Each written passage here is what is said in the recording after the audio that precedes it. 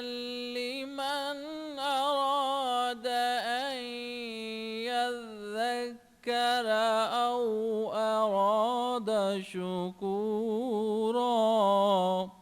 ہی محبت فرماتا ہے، بغیر طلب کے، بغیر دعا کے رزق، مال، اولاد، صحت، عافیت، دوست، احباب، ماں باپ، یہ سب نعمتیں اللہ بغیر طلب کے بندوں کو عطا فرماتا ہے۔ اللہ تبارک و تعالی اپنے بندوں کے حق میں رحمت والے فیصلے کرتا ہے، درگزر والا معاملہ فرماتا ہے۔ جگہ جگہ قرآن مجید میں اللہ تعالیٰ نے اپنے بندوں پر رحمت کرنے کا ذکر فرمایا ہے۔ ان اللہ یغفر الذنوب جمیعا، فرمایا بے شک رب تمہارے سارے ہی گناہ معاف فرما دے گا، تم نا امید نہ ہونا، وہ معاف کر دے گا تمہیں۔ قرآن مجید میں فرمایا ان اللہ بالناس لرؤوف الرحیم، بے شک اللہ اپنے بندوں پر بڑا ہی مہربان اور نہایت ہی رحم کرنے والا، رؤوف اور رحیم ہے، بڑا مہربان ہے، کرم فرماتا ہے۔ اللہ تعالیٰ اپنے بندوں سے بڑا جلد راضی ہو جاتا ہے، وہ اپنے بندوں کو بہت زیادہ مشقت میں نہیں ڈالتا، وہ اپنے بندوں سے اپنی نعمتوں کا بدلہ نہیں چاہتا، بہت سخت مشقت والی عبادتیں نعمتوں کے بدلے نہیں چاہتا، وہ بڑی جلدی رحم فرماتا ہے۔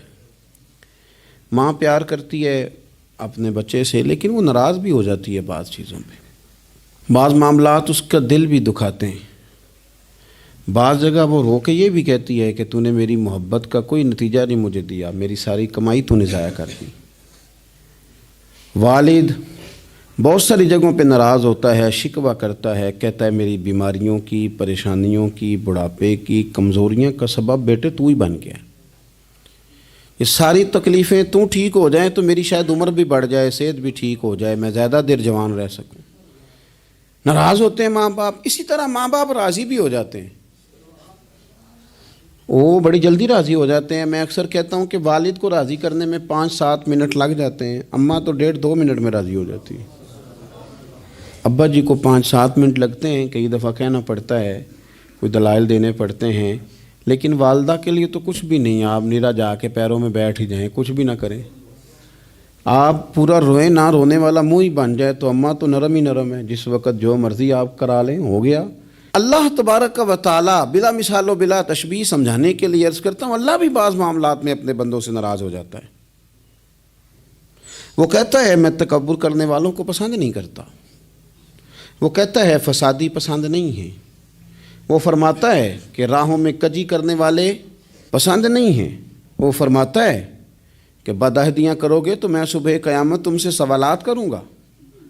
اللہ تبارک و تعالیٰ بہت ساری چیزوں کو ناپسند کرتا ہے، ناراض ہو جاتا ہے، بلکہ نبی پاک صلی اللہ تعالیٰ علیہ وسلم نے فرمایا تم بات کرتے کرتے کوئی ایسا جملہ بول دیتے ہو کہ رب اتنا ناراض ہوتا ہے کہ تمہیں پتہ بھی نہیں ہوتا، تمہارے لیے جہنم کا فیصلہ کر دیتا ہے۔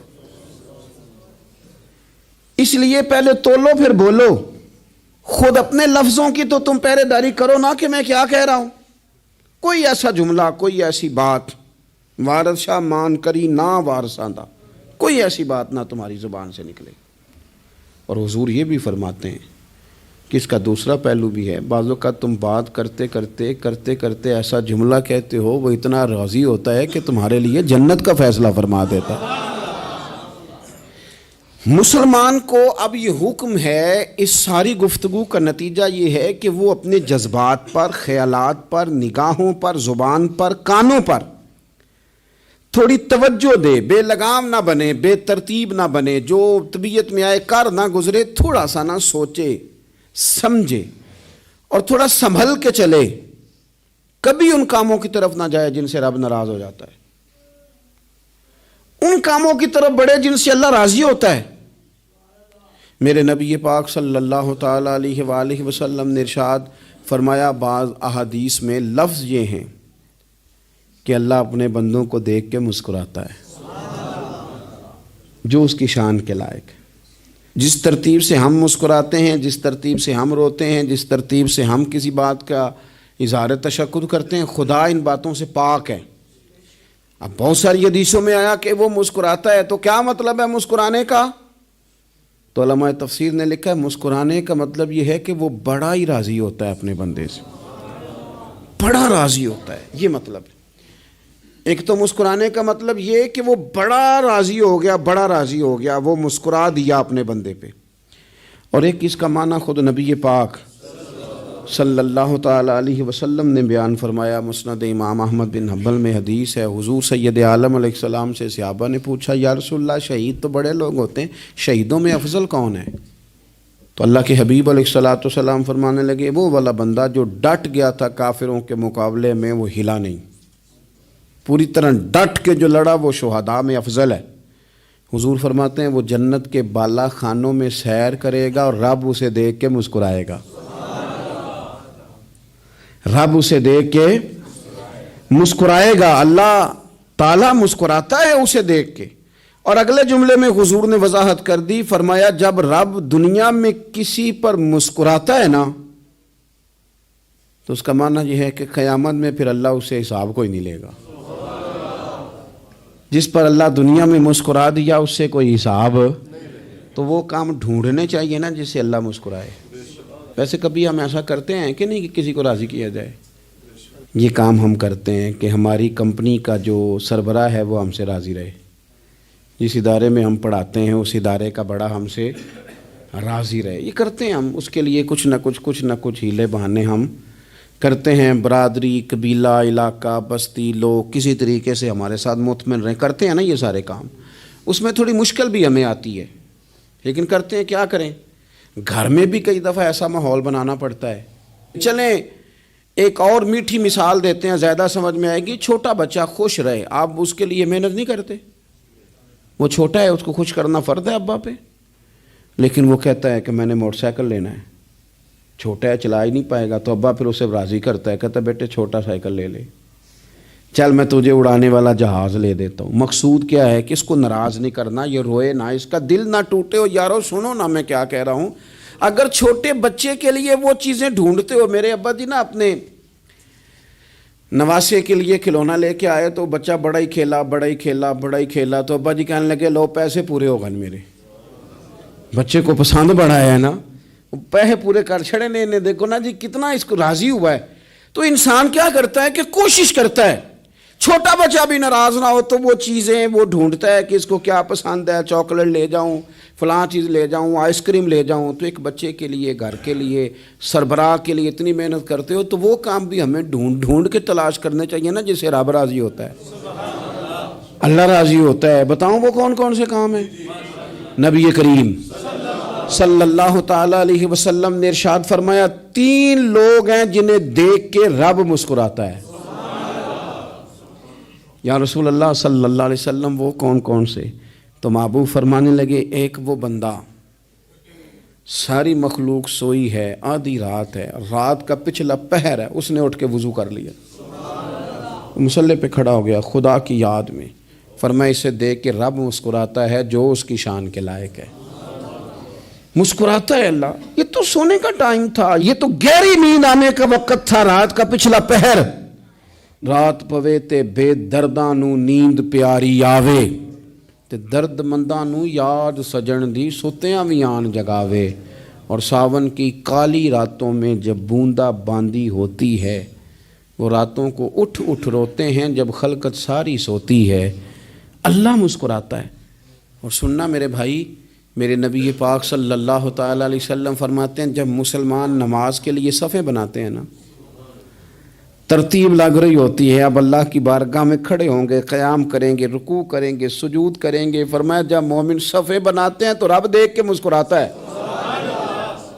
مسکراتا ہے۔ کمال ہو گئے عروج بندگی کا، جب بندے کو دیکھ کے رب مسکرائے، خدا بندے سے خود پوچھے بتا تیری رضا کیا ہے، مسکراتا ہے۔ اور میرے نبی پاک علیہ السلام فرماتے ہیں جب مجاہد جہاد کے لیے صفیں سیدھی کرتے ہیں، آج تو یہ رب کے نام پہ مرنے ہی آ گئے، یہ صفوں میں کھڑے ہوں گے، ترتیب سے لڑیں گے، ترتیب سے گلا کاٹیں گے کافروں کا یا شہادت لیں گے، فرمایا جب جہاد کے لوگ صفیں بناتے ہیں تو رب انہیں دیکھ کے مسکراتا ہے۔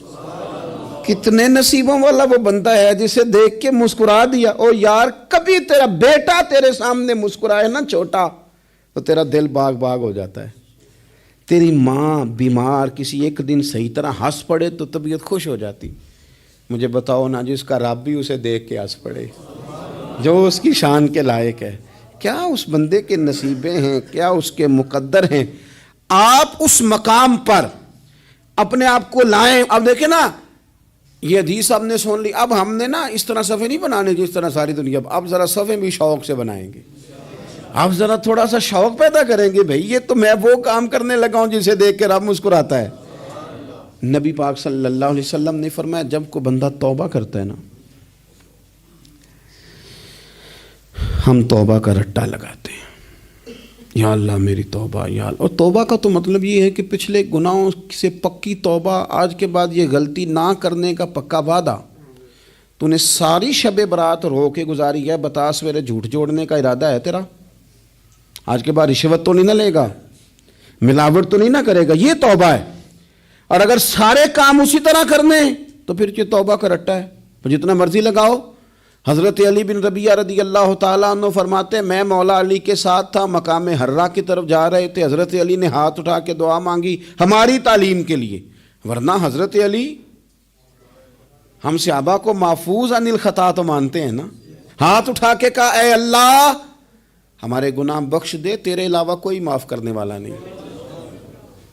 اور پھر حضرت علی آسمان کی طرف دیکھا اور دیکھ کے نا حضرت علی بن ربیعہ کو تو مسکرائے۔ حضرت علی بن ربیعہ کہنے لگے حضور مسکرائے کیوں ہو؟ فرمانے لگے ایک دن میں حضور کے ساتھ اسی طرح آیا تھا، اسی طرح حضور نے دعا فرمائی تھی ہماری تعلیم کے لیے، اور پھر حضور مجھے دیکھ کے مسکرائے تھے اور فرمایا جب کوئی بندہ رب کی بارگاہ میں اس طرح استغفار کرتا ہے تو رب مسکراتا ہے، اور مسکرا کے فرماتا دیکھ لو میرے بندوں کو پتا ہے کہ میرے علاوہ معاف کرنے والا کوئی نہیں، انہیں پتا ہے، تم اس کی بارگاہ میں رجوع تو لاؤ، آؤ تو صحیح دو آنسو لے کر۔ اقبال کہتے ہیں کہ موتی سمجھ کے شان کریمی نے چن لیا، قطرے دو گرے میرے ار کے انفعال کے، دو میں نے آنسو بہائے تھے تو اس کے کرم نے تو موتی سمجھ کے چن لیے۔ سنو نا حضور اس استغفار کو اللہ کو یار رات کو توبہ کر کے سونا چاہیے ہمیں۔ کچھ غلطیاں ہم کرنا نہیں چاہتے پر ہم سے ہو جاتی ہیں، کچھ دل ہم توڑنا نہیں چاہتے پر وہ ٹوٹ جاتے ہیں، ہماری مجبوری ہوتی ہے ٹوٹ جاتے ہیں۔ رات کو اس کی بارگاہ میں ہاتھ باندھ کے کشکول طلب دراز کر کے خوب استغفار پڑھنا چاہیے کہ مالک بندے ہیں نا کیا کریں، نفس کا ساتھ ہے، دنیا کا ساتھ ہے، خواہشات نفسانیہ، مالک معاف کر دے۔ درد سے توبہ، رسم نہ ہو، کہانی نہ ہو، لفظ نہ ہو، جملے نہ ہوں، اور جناب ایسے لوگوں کے بیچ بڑے ہاتھ باندھ کے اور بڑا کوئی ضرورت نہیں، آپ اکیلے اپنی چارپائی پہ بستر کے اندر منہ دے کے بھی درد سے کہیں گے نا معاف کر دے تو وہ تو مہربانی بڑا ہے۔ میرے نبی پاک صلی اللہ علیہ وسلم مثال دیتے ہیں، فرمایا ایک آدمی صحرا میں جا رہا ہے، صحابہ سے حضور خطاب کر رہے ہیں، فرمایا ایک آدمی صحرا میں جا رہا تھا، اس نے اپنی اونٹنی پہ کھانا پانی پیسے ہر چیز رکھی ہوئی تھی، صحرا تھا بہت بڑا، درمیان صحرا کے گیا تو تھوڑا سا سستانے کے لیے آرام کرنے کے لیے اونٹنی سے نیچے اترا، اب اس نے اونٹنی کی لگام اونٹنی کی نکیل اپنے سرہانے کے نیچے رکھی، ہاتھ کے ساتھ پکڑی اور سو گیا۔ تھوڑی ہی دیر کے بعد جب اس کی آنکھ کھلی تو دیکھا اونٹنی غائب ہے۔ صحرا میں وہ پیدل نہ آگے جا سکتا ہے نہ پیچھے جا سکتا ہے، نہ دائیں نہ بائیں، کھانے کو روٹی نہیں، پینے کو پانی کا قطرہ نہیں، تھوڑا ادھر بھاگا ادھر بھاگا، تھک گیا۔ کریم محبوب فرماتے ہیں وہ پوری طرح نڈھال ہو گیا اور مایوس ہو گیا، معاذ اللہ، مایوس ہو کے دوبارہ اسی جگہ آ کے لیٹ گیا جہاں پہلے لیٹا تھا، انتظار کرنے لگا کہ اب موت ہی آئے گی، آخری وقت ہے، اب نہ میں پیدل یہ صحرا کراس کر سکتا ہوں، نہ پیچھے جا سکتا ہوں، نہ کھانا ہے نہ پانی ہے، سوائے موت کے کوئی سہارا نہیں۔ حضور فرماتے ہیں وہ رستے میں دوبارہ لیٹ گیا، اچانک اس نے رخ بدلا تو اونٹنی سامنے کھڑی تھی۔ حضور نے صحابہ سے پوچھا بتاؤ نا اسے بھلا کتنی کو خوشی ہوگی؟ یا رسول اللہ جسے نئی زندگی مل گئی ہے۔ آپ دیکھیں نا سارے ڈاکٹروں نے کہہ دیا کہ اس کے تو گردے معدہ جگر ہر چیز ختم ہے، گھر لے جاؤ خدمت کرو، ہر طرف پریشانی ہے. وہ بندہ بھی سمجھ گیا ہے کہ آخری وقت آ گیا, کل جاؤں پرسوں جاؤں, تیاری ہو گئی, سب لوگ آ گئے, باہر والے بھی آ گئے, یہ ماحول ایک عجیب رنگ اختیار کر گیا. اچانک ایک ڈاکٹر نے آ کے کہا نہیں غلطی لگ گئی تھی. مجھے بتائیے انداز کیا ہوتا ہے؟ بغیر دوائی کے بندہ اٹھ کے کھڑا نہیں ہو جاتا. میں تو بچ گیا ہوں. نبی پاک صلی اللہ علیہ وسلم فرمانے لگے اس کی اونٹنی مل گئی. بتاؤ بھلا اسے کتنی خوشی ہوگی. یا رسول اللہ وہ تو دوبارہ دنیا میں آ گیا. حضور فرمانے لگے اسے کچھ بھی خوشی نہیں ہوئی. جب کوئی رب کا گناہ گار بندہ آ کے توبہ کرتا ہے, رب کو اس سے کئی گنا زیادہ خوشی ہوتی ہے. میرا بندہ آ گیا ہے, میرا بندہ آ گیا ہے, میرے گھر آ گیا. اس نے آنسو بہائے ہیں. اس نے کہا اللہ میں تیرا ہی ہوں, تیرا ہی رزق کھاتا ہوں, تیری ہی زمین پہ رہتا ہوں, تیرے نام سے میری سانسیں چلتی ہیں. وہ آ گیا. فرمایا اس اونٹنی والے سے زیادہ رب کو خوشی ہوتی ہے جب گناہ گار آ کے توبہ کرتا ہے. گناہ گاروں کے آنسو اس کی بارگاہ میں بڑے مقبول ہیں. لیکن ہم رسم ادا کرتے ہیں, توبہ نہیں کرتے. ہم اپنے آپ کے ساتھ دھوکہ کرتے ہیں, جھوٹ بولتے ہیں. ہم بندہ کوئی ناراض ہو جائے تو ہمیں کو نہیں نیند آتی, اس کے گھر چلے جاتے ہیں. ہم اپنے سارے رشتوں کو, تعلقات کو مینٹین کر کے رکھنے کے عادی ہیں. ہمیں پتہ ہے کہ وہاں میں نہیں جا سکا تو بیٹا بھیجتا ہوں, فلاں شادی پہ میں نہیں جا سکا تو بھتیجا بھیجتا ہوں, بھائی بھیجتا ہوں. ہر تعلق کا ہم نے خیال رکھا کوئی روٹھ نہ جائے. لیکن کمال ہے نا, یہ نہیں سوچا کہ اگر رب روٹھ گیا تو جب وہ روٹھ جائے نا تو سارے رشتے بھی بندے کے پاس موجود ہوں تو کوئی کارآمد نہیں ہوتا. پھر کروڑوں روپیہ جیب میں ہوں تو ڈاکٹروں کی دوائیاں اثر نہیں کرتی. وہ روٹھ جائے تو پھر انسان اس طرح سے پھسلتا ہے کہ بڑے بڑے اس کے پاس دروازے ہوتے ہیں پر کسی جگہ اس کا ہاتھ نہیں لگتا. خدا را خیال کریں, دنیا روٹتی ہے تو روٹھ جائے, رب رسول ناراض نہ ہونے پائیں, اس کا خیال کریں. حضور فرماتے ہیں وہ مسکراتا ہے, اسے خوشی ہوتی ہے جب کوئی اس کا بندہ اس کی طرف رجوع کرتا ہے. میرے عزیزو, رسول پاک صلی اللہ تعالی علیہ وسلم نے ان لوگوں کے تذکرے کیے جنہیں دیکھ کے رب مسکراتا ہے. ہم نا گناہ گاروں پر بھی فتویٰ دینے میں جلدی کرتے ہیں اور نیکی پر بشارت دینے میں بھی جلدی کرتے ہیں, حالانکہ یہ ہماری ذمہ داری نہیں. پتہ نہیں اللہ تعالیٰ کس کو کب توفیق توبہ دے کے اپنے قریب کر لے, لیکن بڑی جلدی ہے, بڑی جلدی فتویٰ دینے میں. اور یہ فتویٰ صرف مفتیوں کا نہیں رہ گیا, یہ میری طرح کے, آپ کی طرح کے ڈھیروں لوگ ہیں جنہوں نے جیبوں میں فتوے ڈالے ہوئے. بھئی آپ نے کیوں ذمہ داری لے لی ہے جنت میں داخل کرنے کی اور نکالنے کی؟ یہ تو میرے رب کریم کا کرم ہے, وہ جس کو چاہے جب چاہے جتنا چاہے عطا کرے. لیکن کچھ لوگ نا بڑے پکے ہو گئے ہیں کہ شاید جو میں سوچ رہا ہوں وہی درست ہے.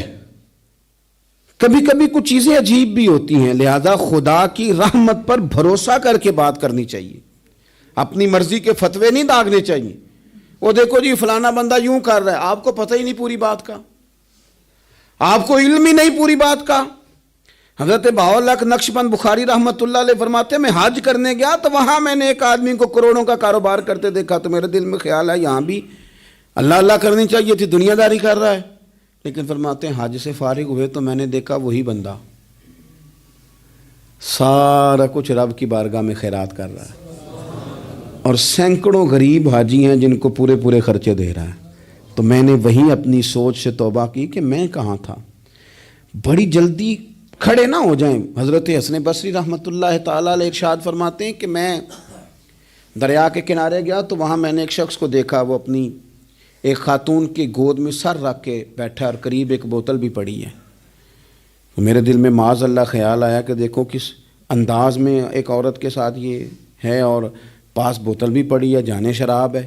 کہتے میں سوچ ہی رہا تھا کہ اچانک ایک کشتی آ رہی تھی دریا میں, وہ ہچکو لے کھائے, کشتی میں 4-5 لوگ تھے, وہ دریا میں ڈوبنے لگے.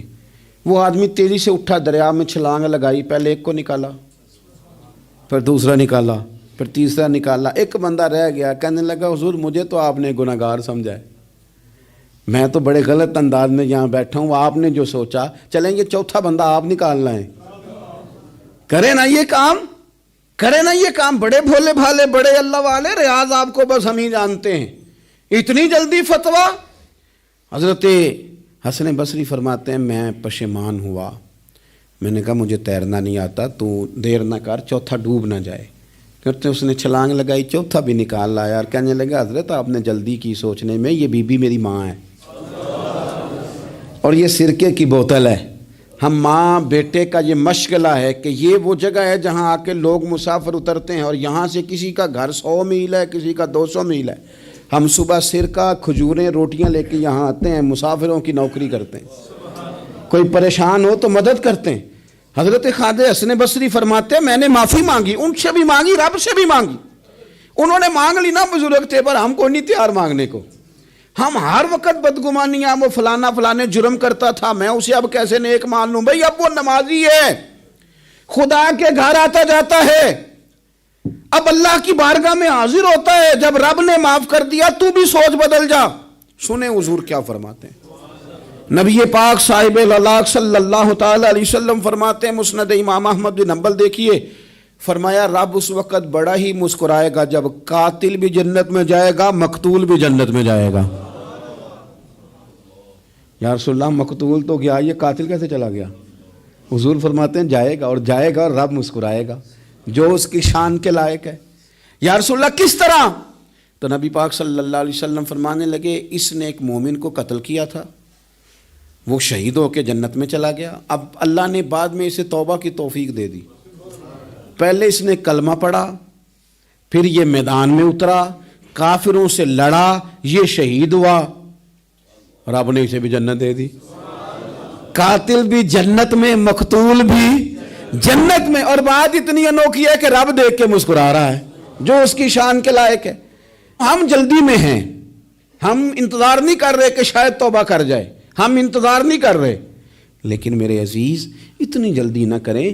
سوچوں کا صاف ہونا، ذہنوں کا پاک ہونا، اور لوگوں کے بارے میں گمان کا اچھا ہونا۔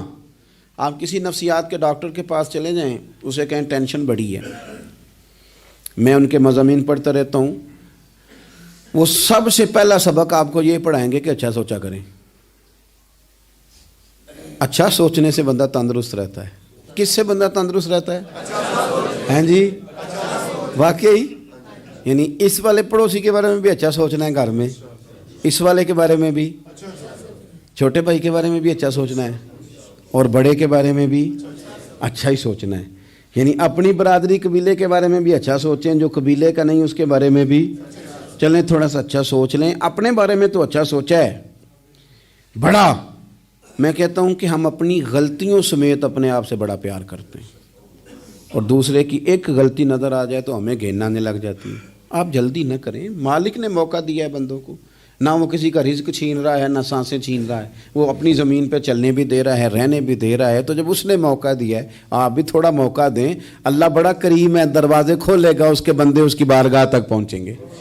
بدگمانیاں اور پھر بدگمانیوں کا عروج، اور اس لیول تک جا کے بات کر دینے کا جہاں سے خوف آئے کہ یار یہ بات نہیں کرنی چاہیے تھی۔ رسول کائنات سرور دو عالم صلی اللہ تعالی علیہ وسلم فرماتے ہیں کہ اللہ مسکراتا ہے۔ دیکھو ہمارے ہاں نا ایک اور بھی مسئلہ بن گیا ہے، میں نے کچھ لوگوں کو نا پکا، میرے پیارے ہیں، محبت ہے مجھے، تو میں چونکہ آپ میری کلاس ہیں، میں مشاہداتی اور تجرباتی باتیں بھی کر لیتا ہوں، اسی کی روشنی میں کئی دفعہ گفتگو بھی تیار کرتا ہوں۔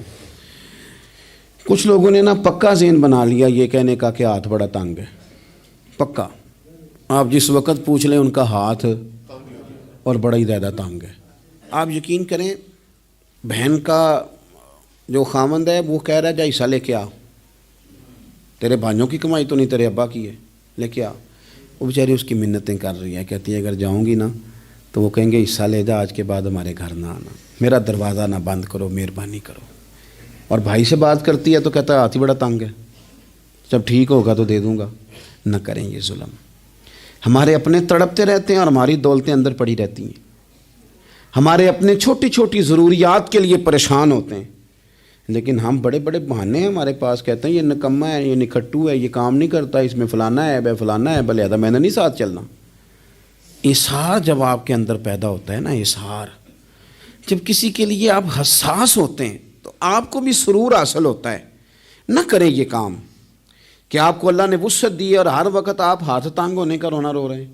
ہر وقت آپ یہ کہہ رہے ہیں میں بڑی آزمائش میں ہوں، جب خدا نے آپ پہ نہیں ڈالی تو اتنے جھوٹ بولنا صرف اس لیے کہ میرے پیسے بچ جائیں، صرف اس لیے کہانی سنانا کہ حالات میرے بڑے خراب ہیں کہ کوئی بندہ میرے سے کوئی تھوڑا بہت قرض نہ مانگ لے۔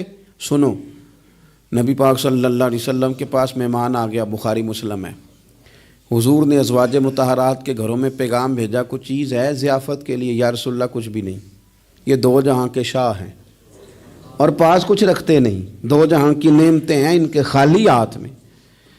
یا رسول اللہ کوئی چیز بھی نہیں۔ حضور نے صحابہ کے مجمع پہ نظر ڈالی، یا رسول اللہ صلی اللہ علیہ وسلم حکم ہو، تو حضور فرمانے لگے تم میں سے کوئی بندہ ہے جو اسے گھر لے جائے روٹی کھلائے؟ ایک صحابی اٹھے فوراً، حضور میں لے کے جاتا ہوں کھانا کھلاتا ہوں۔ فرماتے ہیں میرے گھر میں صرف بچوں کا کھانا تھا،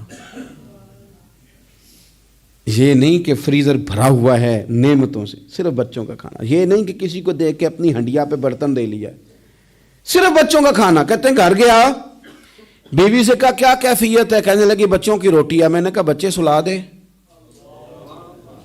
صبح ناشتہ کر لیں گے۔ تو کہنے لگی آپ کیا کھائیں گے؟ تو میں نے کہا نہ میں کھاؤں گا نہ تو کھائے گی، مہمان جو نبی پاک کا ہے۔ کہا اچھا، اب ذرا تجویز دیکھو میاں بیوی کی سوجھی آپس میں۔ کہتے ہیں کھانا لگا دینا، کیونکہ ایک آدھ بندے کا کھانا ہے۔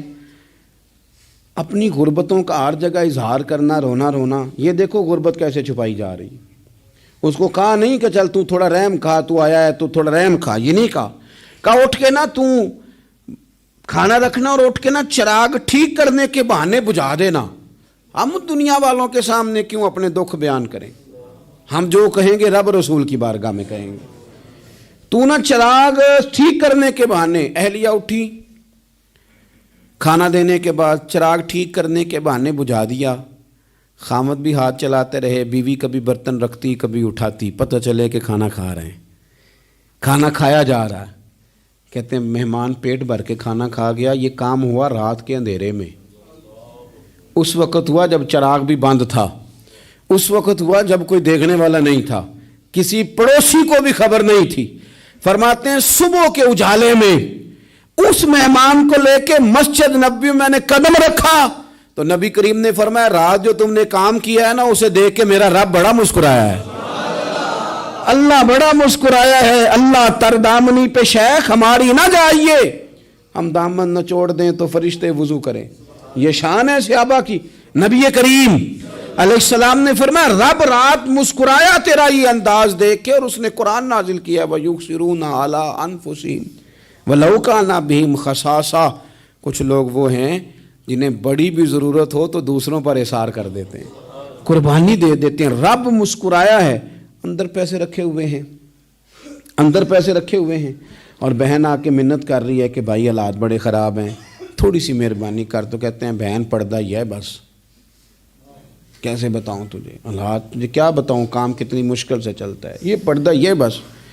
بہرحال اگر تو نے کہا ہے نا 50,000 تو میں زیادہ نہیں کوئی 20 کو دے دوں گا تجھے، وہ بھی خاصی نیکی کر کے، وہ بھی بتا سکھا کے۔ رات اماں پہ علیحدہ سے احسان چڑھاؤں گا، ابا پہ علیحدہ سے چڑھاؤں گا کہ تمہاری بیٹی کے ساتھ تعاون کر رہا ہوں، سارے علاقے کو ویسے ہی بتاؤں گا۔ اور وہ غریبنی بیچاری 20,000 لے کے گھر گئی ہے، پھر سفارشیں کر رہی ہے کہ مہربانی کرو۔ میں نے ایسے بھی دیکھے ہیں جو پہلے بیوی کو پکڑاتے ہیں تو دے، اس لیے کہ پھر وزیر اعظم تو ڈنڈا نکال لے گا تو بڑا مشکل ہو جائے گا پھر گھر میں رہنا، لہذا وہ یہ تو آگے لگ۔ یہ کیا لہجہ ہے آپ کا؟ یہ تو کسی کو بھی دیں تو چھپا کے دینے کا حکم ہے، کسی کو بھی دیں تو ہمیں حکم یہ ہے کہ سیدھے ہاتھ سے دینا ہے، الٹے کو خبر۔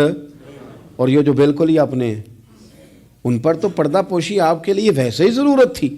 میرے عزیز، رب مسکراتا ہے۔ میرے نبی پاک علیہ السلام نے یہ اعمال ہمیں بتائے جن پر اللہ مسکراتا ہے، خوش ہوتا ہے۔ اور بعض لوگوں کو حضور نے نامینیٹ کیا۔ حضرت سعد بن معاذ رضی اللہ تعالیٰ عنہ عظیم صحابی تھے، یہ وہ خوبصورت صحابیاں جن کے جنازے کو کندھا میرے نبی پاک نے عطا فرمایا، حضور نے کندھا عطا فرمایا۔ کمال ہو گئی، نرخ بازار محبت کا انوکھا ہی ہو گیا، خود خریداروں میں شامل آ کے مولا ہو گیا۔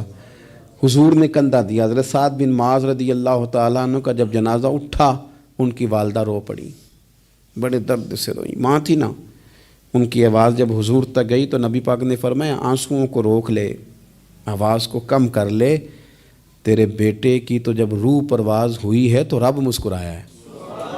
جس کے آنے پہ رب راضی ہو مسکرا دے جو اس کی شان کے لائق ہے۔ یہ تو وہ لوگ ہیں کہ جن کے جانے پر نہ رب، وہ کسی نے کہا تھا کہ میرے مرنے پہ ہر سو شور مچ جائے گا، دیکھو گے میرے مرنے پہ ہر سو شور تمہیں پتہ چل جائے گا جب ہم جائیں گے، میرے مرنے پہ ہر سو شور مچ جائے گا دیکھو گے، اور کہنے الوداع سرکار خود تشریف لائیں گے۔ اور درویش کہنے لگے بعد مرندے مکھڑا میرا ہو جاوے جے تازہ، پھر سمجھ لینا محبوب میرے نے آن پڑے ہے جنازہ۔